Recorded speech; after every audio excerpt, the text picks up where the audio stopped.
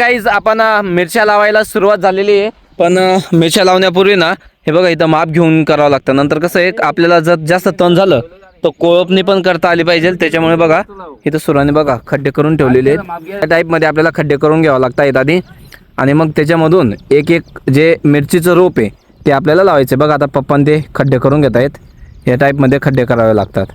आणि हे जे रोप आहे गाईस, हे बघा हे डायरेक्ट असं उचललं की आपल्याला या टाईपमध्ये आपल्याला डायरेक्ट त्या खड्ड्यामध्ये हे रोप जे आहे ते असं ठेवून द्यायचंय.